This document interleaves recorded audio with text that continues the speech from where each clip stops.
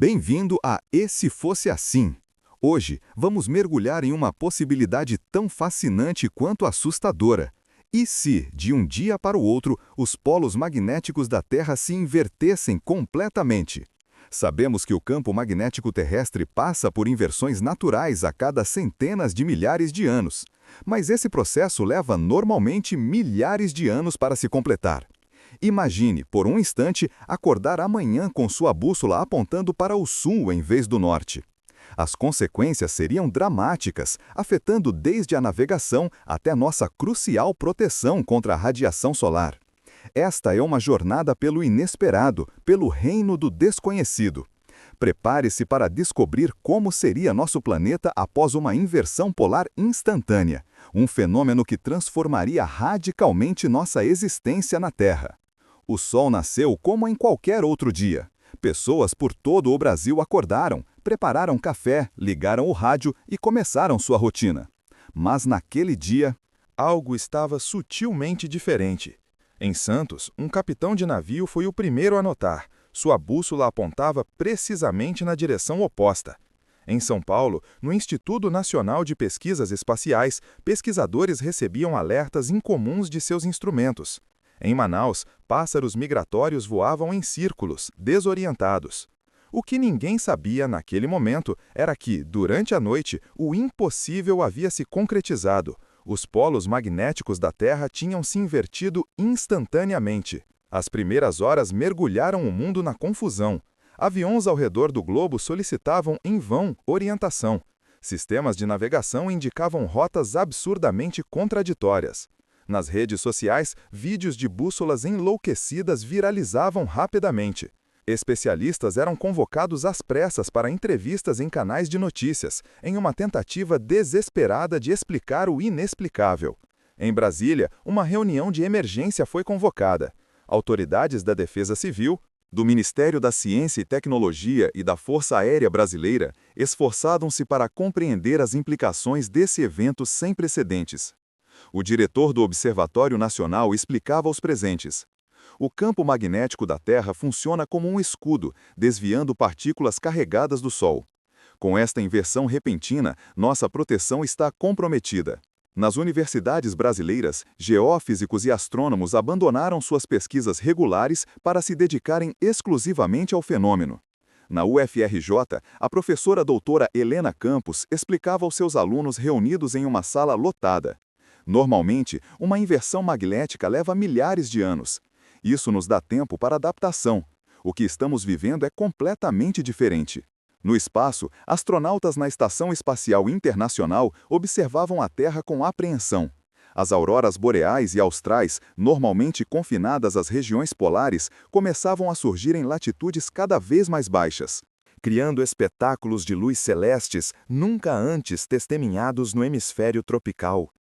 Em meio ao caos científico e institucional, as famílias brasileiras enfrentavam problemas práticos e imediatos. Em Porto Alegre, seu Antônio, taxista há 30 anos, agora dependia exclusivamente do GTS, que fora atualizado emergencialmente. Trabalho há décadas seguindo minha intuição e os pontos cardeais, agora me sinto um novato, desabafava. Na pequena cidade de Alto Paraíso, em Goiás, onde muitos acreditavam nas energias místicas do local, grupos se reuniam em círculos de oração.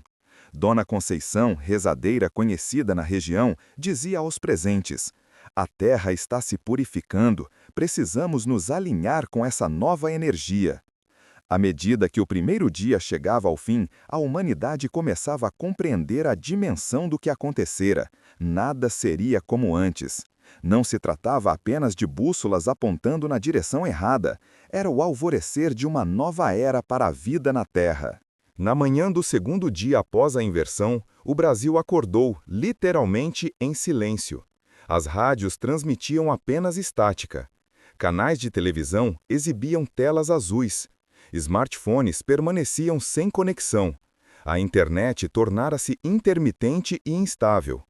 O campo magnético alterado estava causando interferência severa em todos os sistemas de comunicação. Satélites, pilares das telecomunicações globais, perdiam sua orientação e, consequentemente, seus dados. As tempestades solares, agora atingindo a Terra com força total devido ao enfraquecimento temporário do escudo magnético, causavam apagões generalizados em equipamentos eletrônicos. No Centro de Controle de Missão Espacial do INPE, em São José dos Campos, técnicos trabalhavam incansavelmente para reorientar satélites brasileiros. Estamos literalmente tendo que reprogramar todos os parâmetros de navegação espacial, explicava Ricardo Mendonça, engenheiro-chefe. É como aprender a dirigir do lado oposto da estrada, só que a 36. 100 mil quilômetros de altitude. Em comunidades remotas da Amazônia, onde o rádio era o único vínculo com o resto do país, o isolamento era absoluto. Em Maués, município do interior do Amazonas, o cacique Tuiuca da aldeia Beija-Flor convocou os anciãos. Nossos ancestrais falavam de um tempo em que o céu mudaria.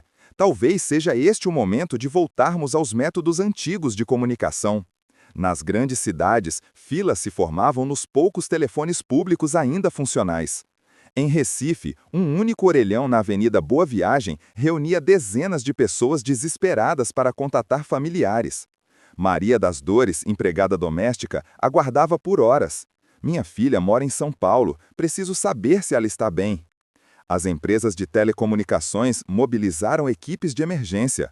A solução provisória envolvia ajustes manuais em antenas de transmissão para compensar a nova orientação magnética. No Rio de Janeiro, técnicos trabalhavam no alto do Morro do Sumaré, reconfigurando equipamentos. É um trabalho minucioso, quase artesanal, comentava Sérgio Buarque, técnico com 25 anos de experiência. Estamos tendo que ignorar tudo o que aprendemos sobre orientação de antenas. O governo federal decretou estado de emergência nacional. Caminhões do Exército, equipados com sistemas de comunicação de reserva, percorriam o país, estabelecendo pontos de contato entre regiões isoladas. Em Palmas, capital do Tocantins, o quartel-general do Exército transformou-se em um centro de comunicações improvisado, onde moradores podiam registrar mensagens para serem transmitidas a outras localidades. Os impactos na economia eram imensos. Bancos não conseguiam processar transações, supermercados não podiam operar caixas eletrônicos. O comércio voltava ao básico: dinheiro em papel, anotações manuais, calculadoras à bateria. Em Salvador, Carlos Drummond, astrofísico da Universidade Federal da Bahia, a humanidade desenvolveu quase toda a sua tecnologia de comunicação durante um período de estabilidade magnética. Nossos aparelhos, algoritmos e sistemas foram calibrados para um norte magnético que já não existe mais. Com o cair da noite, muitas cidades brasileiras experimentavam um fenômeno inédito. Sem a poluição luminosa habitual, causada pelo excesso de iluminação artificial, e com muitas áreas sem energia, o céu revelava-se em todo o seu esplendor. Famílias saíam às ruas para observar o espetáculo celeste, enquanto auroras, agora visíveis mesmo em baixas latitudes, coloriam o firmamento em tons de verde e roxo.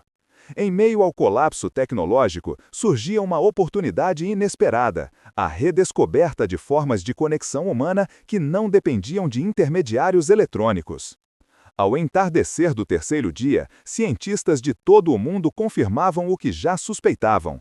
O escudo magnético da Terra, fundamental para proteger a vida da radiação cósmica e solar, comportava-se de maneira imprevisível após a inversão. No Observatório de São Paulo, astrônomos monitoravam níveis de radiação ultravioleta que batiam recordes históricos. A camada de ozônio, já fragilizada por décadas de poluição, sofria um impacto adicional com o enfraquecimento do campo magnético. O campo magnético é como um guarda-chuva invisível que nos protege constantemente, explicava a doutora Cláudia Mendes em entrevista à TV Globo, uma das poucas emissoras que conseguiu restabelecer transmissão parcial. Com a inversão, é como se esse guarda-chuva estivesse temporariamente fechando e abrindo, deixando furos na nossa proteção. Os primeiros casos de queimaduras severas por exposição solar começaram a ser reportados em hospitais de todo o país. No Rio Grande do Sul, onde o fenômeno de redução da camada de ozônio já era conhecido, as ocorrências triplicaram. O Ministério da Saúde emitiu um alerta nacional. Todos deveriam evitar exposição direta ao sol, usar protetor solar mesmo em ambientes fechados e vestir roupas com proteção UV. Empresas têxteis rapidamente redirecionaram sua produção. A Hering, tradicional fabricante brasileira, anunciou que toda sua linha seria confeccionada com tecidos com fator de proteção ultravioleta. Em São Paulo, vendedores ambulantes substituíram seus produtos habituais por chapéus, óculos escuros e mangas de proteção. Escolas de todo o país alteraram seus horários, eliminando recreios externos. Em Fortaleza, o Colégio Estadual José de Alencar improvisou um sistema de rodízio. Apenas um quarto dos alunos tinha aulas presenciais por dia, reduzindo a necessidade de deslocamento. Estamos voltando ao modelo pandêmico, comentava a diretora Marta Freitas, mas desta vez por causa do sol, não de um vírus. A agricultura sofria consequências dramáticas. Plantações expostas murchavam rapidamente sobre o sol intensificado. No Cerrado brasileiro, produtores de soja instalavam enormes telas de sombreamento sobre suas plantações. Em Petrolina, no Vale do São Francisco, vinícolas desenvolviam técnicas de nebulosidade artificial para proteger as uvas. Em paralelo, pesquisadores da Embrapa aceleravam o desenvolvimento de variedades de plantas mais resistentes à radiação. Estamos selecionando naturalmente as sementes que demonstram maior adaptabilidade a essas novas condições, explicava o engenheiro agrônomo Juliano Ribeiro. É uma corrida contra o tempo. A fauna também demonstrava comportamentos alterados e alarmantes. No Pantanal, jacarés permaneciam submersos por períodos muito mais longos. No litoral, tartarugas marinhas mudavam seus horários de desova para períodos noturnos. Ornitólogos relatavam mudanças nas rotas migratórias de diversas aves. A ciência brasileira, no entanto, mostrava sua resiliência. Na Universidade Estadual de Campinas, uma equipe multidisciplinar desenvolvia um sistema de alerta precoce para picos de radiação. Combinamos dados de satélites ainda operacionais com medições terrestres para prever, com até 6 horas de antecedência, momentos de maior vulnerabilidade no escudo magnético, explicava o físico Dr. Paulo Artaxo. A Marinha do Brasil reprogramava suas operações. Submarinos que dependiam criticamente de orientação magnética passavam por recalibrações completas. O Comando de Operações Navais estabelecia novos protocolos de navegação baseados em referências estelares e GPS recalibrado. À medida que o sol se punha naquele terceiro dia, muitos brasileiros observavam o céu noturno com uma mistura de temor e fascínio. As auroras, cada vez mais frequentes, dançavam sobre cidades que jamais haviam testemunhado tamanho espetáculo. Em Ouro Preto, Minas Gerais, o céu tingido de verde e roxo sobre as igrejas barrocas criava uma cena de beleza quase sobrenatural. Talvez seja um lembrete, refletia Dona Francisca, 82 anos, observando o fenômeno da janela de sua casa centenária, de que por mais que dominemos a tecnologia, a Terra ainda guarda seus mistérios. No quarto dia após a inversão polar, os efeitos sobre o mundo natural tornavam-se cada vez mais evidentes e preocupantes. A desorientação não afetava apenas os humanos e suas tecnologias. Toda a vida na Terra, que evoluiu sob a influência constante do campo magnético, estava experimentando uma crise de adaptação sem precedentes. No Parque Nacional das Emas, em Goiás, pesquisadores documentavam comportamentos anômalos em diversas espécies. Bandos de aves migratórias, que normalmente apenas passariam pelo local, permaneciam circulando desorientadas, como se tentassem recalibrar seus GPS internos. A bióloga Marina Santana explicava o fenômeno. Muitas aves possuem minúsculos cristais de magnetita no bico, que funcionam como bússolas naturais. Com a inversão, é como se toda a sua programação interna tivesse sido corrompida. Nas praias do litoral nordestino, tartarugas marinhas recém-nascidas, que normalmente seguiriam instintivamente para o mar, vagavam sem rumo na areia. Voluntários do Projeto Tamar trabalhavam ininterruptamente, guiando manualmente os filhotes até a água. Em décadas de conservação, nunca vimos nada parecido, comentava João Marcos, coordenador da base de Praia do Forte. A desorientação não se limitava aos animais que usam o magnetismo para navegação. Toda a cadeia alimentar começava a apresentar distúrbios. No Pantanal mato-grossense, jacarés abandonavam seus territórios habituais e invadiam áreas previamente ocupadas por outras espécies. Em fazendas da região, gado que normalmente se orientava ao longo das linhas do campo magnético para pastar, agora se aglomerava em padrões caóticos. Na Amazônia, os impactos eram ainda mais sutis e potencialmente devastadores. Pesquisadores da Estação Ecológica de Anavilhanas notavam alterações nos padrões de polinização. As abelhas sem ferrão, cruciais para a reprodução de inúmeras espécies vegetais, parecem ter perdido sua capacidade de retornar precisamente às colmeias, relatava Dr. Antônio Nobre.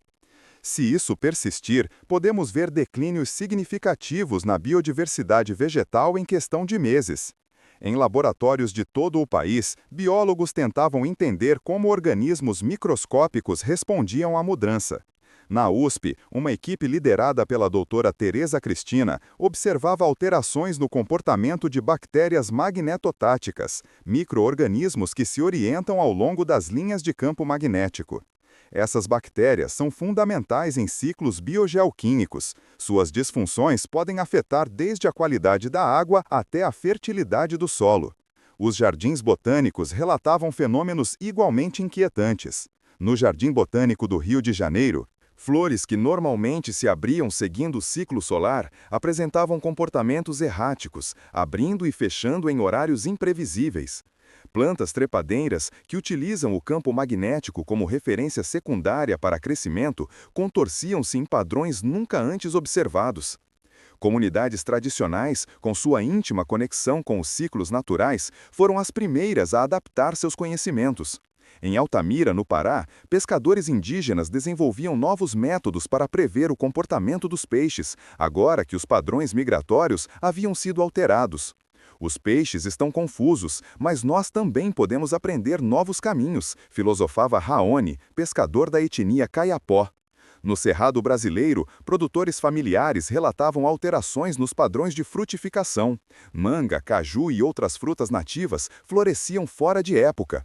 Em cooperativas agroecológicas, agricultores experimentavam novos calendários de plantio, tentando sincronizar-se com as mudanças ambientais. Empresas de biotecnologia viram uma oportunidade. A Natura, gigante brasileira de cosméticos naturais, anunciou investimentos em pesquisa para entender como plantas utilizadas em seus produtos respondiam ao novo ambiente magnético. Talvez possamos identificar compostos bioativos que só são produzidos nestas condições únicas, sugeria o diretor científico da empresa. No Instituto Butantan, em São Paulo, herpetólogos notavam alterações no comportamento de serpentes venenosas utilizadas na produção de antídotos. As jararacas estão mais ativas durante períodos normalmente associados a repouso, explicava Dr. Rafael Mendes. Isso pode significar mudanças na composição do veneno, o que exigirá ajustes em nossos antiofídicos. Enquanto a ciência tentava compreender e mitigar os efeitos da inversão na biodiversidade, uma consciência ecológica renovada emergia entre a população. Programas de televisão dedicavam horários nobres a explicar a interconexão entre sistemas magnéticos e ecológicos. Escolas promoviam projetos de monitoramento ambiental comunitário. No final daquele quarto dia, enquanto o sol se punha sobre um Brasil em profunda transformação, a mensagem tornava-se cristalina. A inversão polar não era apenas um desafio tecnológico ou científico. Era um lembrete poderoso da delicada teia de relações que sustenta a vida em nosso planeta. O quinto dia após a inversão magnética marcou o início de uma reorganização profunda da sociedade brasileira. Com a crescente compreensão de que a situação não seria temporária, governos, instituições e cidadãos começavam a implementar mudanças estruturais para se adaptar à nova realidade. Em Brasília, o governo federal anunciava a criação do Ministério Extraordinário de Adaptação Magnética. Não estamos lidando com uma emergência passageira, mas com uma nova condição planetária, declarou o presidente em pronunciamento nacional, transmitido via rádios de ondas curtas, uma tecnologia antiga que se mostrava surpreendentemente resiliente às interferências magnéticas. Nas escolas, currículos eram rapidamente revisados. No Colégio Pedro II, no Rio de Janeiro, professores de geografia descartavam mapas antigos e ensinavam novos métodos de orientação. Não é apenas uma questão de inverter as direções, explicava a professora Ana Lúcia para uma classe atenta. É preciso reaprender a ler o céu, as estrelas, o movimento do Sol. O setor de transportes passava por transformações dramáticas. Com o GPS ainda instável, empresas de logística retornavam a métodos de navegação pré-digitais. A Vale, gigante da mineração, implementava um sistema de marcos visuais ao longo de suas ferrovias.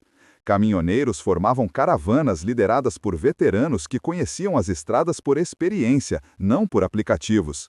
No metrô de São Paulo, as linhas recebiam nova sinalização baseada em cores e símbolos, abandonando referências a direções cardeais. Norte e Sul perderam seu significado absoluto, comentava o diretor de operações. Agora falamos em direção Corinthians ou direção Palmeiras, referências que todos os paulistanos entendem. Em comunidades tradicionais, conhecimentos ancestrais ganhavam nova valorização. No Quilombo de Alcântara, no Maranhão, jovens aprendiam com os mais velhos técnicas de orientação baseadas na observação de ventos, marés e formações rochosas. Nossos antepassados navegavam sem bússolas ou GPS, lembrava seu Joaquim, griot da comunidade. Este conhecimento, que parecia obsoleto, agora é nossa vantagem. O setor energético enfrentava desafios particulares. Linhas de transmissão, projetadas considerando o antigo campo magnético, apresentavam sobrecargas e falhas. A solução veio de uma direção inesperada, a geração distribuída.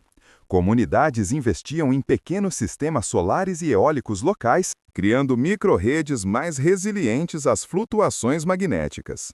Na Bahia, a vila de Nova Esperança tornava-se modelo desta abordagem. Painéis solares instalados em cada residência, associados a um sistema comunitário de baterias, garantiam energia contínua. Antes dependíamos de uma subestação a 80 quilômetros. Agora somos autossuficientes, orgulhava-se Dona Clemência, líder comunitária. A arquitetura também se adaptava. Novos edifícios eram projetados com maior proteção contra a radiação solar e interferências eletromagnéticas. Em Curitiba, o premiado arquiteto Carlos Leite apresentava o conceito de habitações magneto-responsivas, construções que utilizavam materiais especiais para compensar as flutuações do campo magnético. No setor de saúde, hospitais implementavam salas blindadas magneticamente para equipamentos sensíveis como ressonâncias magnéticas e tomógrafos. O Hospital das Clínicas de São Paulo desenvolvia protocolos inéditos para procedimentos médicos que dependiam de orientação precisa. Tivemos que reescrever manuais de neurocirurgia, explicava a doutora Fátima Oliveira. O cérebro humano responde ao campo magnético de formas que apenas começamos a compreender. As relações econômicas também se transformavam. Com sistemas bancários digitais ainda instáveis, comunidades redescobriam modelos alternativos de troca. Em Tiradentes, Minas Gerais, comerciantes locais criavam uma moeda própria, o tiradentino, que circulava apenas fisicamente. No Alto Xingu, aldeias indígenas fortaleciam seus sistemas tradicionais de trocas, baseados em reciprocidade e não em valor monetário. Grandes corporações demonstravam capacidades variadas de adaptação. Empresas nascidas na era digital lutavam para reformular seus modelos de negócio, enquanto organizações mais antigas, com experiência em operações analógicas, encontravam vantagens inesperadas.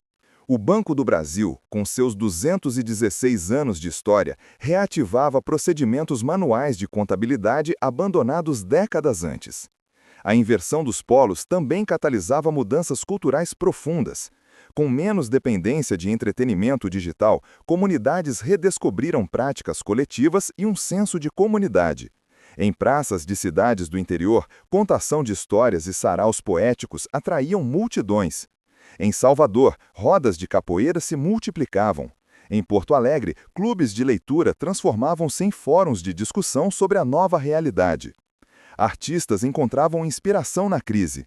No Teatro Municipal do Rio, estreava a peça Polaridades, explorando metáforas da inversão magnética nas relações humanas. Em Belém do Pará, o Festival de Inversão reunia músicos que criavam instrumentos adaptados para ressoar com um novo campo magnético. Ao final do quinto dia, uma certeza emergia.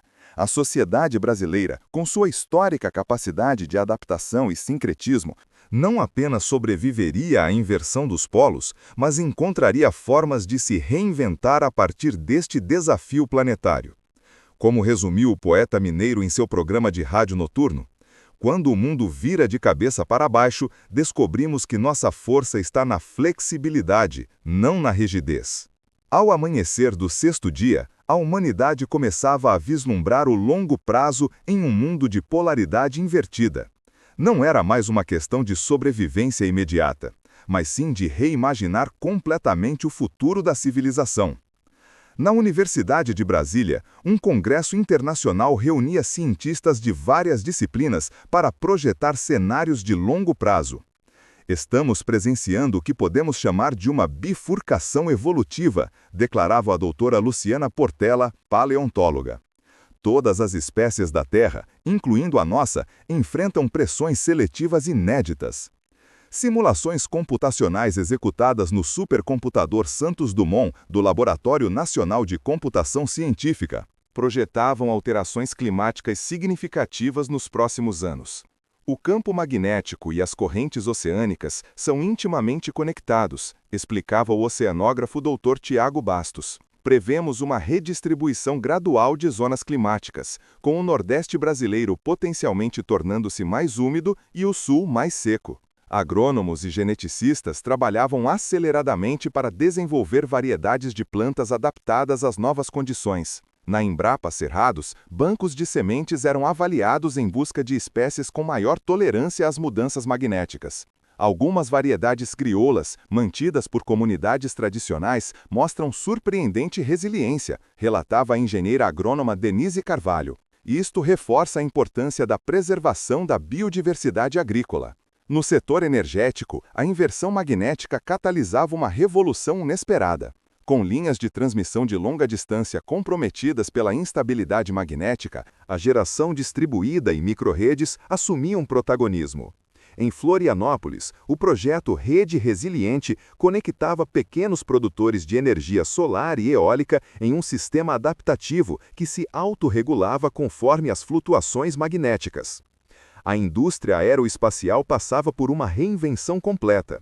Na fábrica da Embraer, em São José dos Campos, engenheiros desenvolviam um novo sistema de navegação baseado em referências estelares e reconhecimento de padrões terrestres. Estamos basicamente criando uma nova geração de aeronaves pós-magnéticas, descrevia Carlos Eduardo Falcão, diretor de inovação. É como reinventar a aviação do zero, mas com todo o conhecimento acumulado do século XX. Arquitetos e urbanistas repensavam o desenho das cidades. Em Recife, o projeto piloto Cidade Adaptativa implementava bairros com orientação baseada em elementos naturais, como o curso do sol e a direção predominante dos ventos, abandonando completamente o sistema cartesiano norte-sul. Edifícios eram projetados com maior proteção contra a radiação solar e interferências eletromagnéticas. A medicina enfrentava seus próprios desafios. No Hospital Sírio-Libanês, em São Paulo, pesquisadores documentavam alterações sutis nos padrões de sono, níveis hormonais e até mesmo na química cerebral humana. O corpo humano é muito mais sensível ao campo magnético do que imaginávamos, explicava Dr. Ricardo Teixeira. Estamos desenvolvendo terapias para ajudar na adaptação, especialmente para pessoas com condições neurológicas pré-existentes. No plano educacional, um novo currículo básico nacional era formulado. Crianças, desde a pré-escola, aprenderiam novos métodos de orientação espacial. Disciplinas como física, geografia e biologia eram completamente reestruturadas. Não podemos simplesmente atualizar os livros didáticos, argumentava a pedagoga Marisa Monte. Precisamos formar uma geração que compreenda a Terra como um sistema dinâmico, não estático. Comunidades religiosas e espirituais encontravam seus próprios significados na inversão. Em igrejas evangélicas, pastores falavam de renovação divina. Em terreiros de candomblé, babalorixás interpretavam o fenômeno como manifestação de Oxumaré, orixá associado à transformação. No Centro Espírita Bezerra de Menezes, em Porto Alegre, médiuns relatavam mensagens sobre a necessidade de inversão de valores materialistas. Filósofos e sociólogos discutiam as implicações mais profundas. Na USP, o Departamento de Filosofia promovia o ciclo de debates Desorientação como Metáfora, explorando como a perda literal de orientação magnética refletia desorientações culturais e existenciais da contemporaneidade. No campo político, surgia um novo paradigma.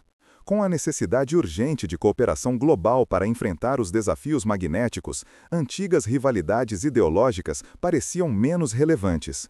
Um novo pragmatismo adaptativo ganhava espaço no discurso público. O conceito de soberania magnética, a capacidade de uma nação funcionar independentemente de flutuações no campo magnético, tornava-se central em discussões geopolíticas. O Brasil, com sua biodiversidade, diversidade cultural e capacidade histórica de adaptação, emergia como referência global na era pós-inversão. Delegações internacionais visitavam comunidades quilombonas, indígenas e ribeirinhas para aprender técnicas de navegação e sobrevivência não dependentes de tecnologia magnética. Em uma fazenda no Pantanal mato-grossense, Maria Flor, uma menina de 9 anos, representava a nova geração nascida após a inversão. Para ela, o sul magnético sempre fora um norte. Seus desenhos da Terra mostravam auroras em regiões que, para seus pais, pareciam invertidas. Vovô sempre diz que o mundo virou de cabeça para baixo, ela comentava sorrindo, mas para mim está tudo certo assim. Ao pôr do sol do 6º dia, enquanto cientistas, líderes e cidadãos comuns continuavam a adaptar-se e inovar, uma verdade emergia. A inversão dos polos não era o fim da civilização humana, mas o catalisador de sua próxima evolução.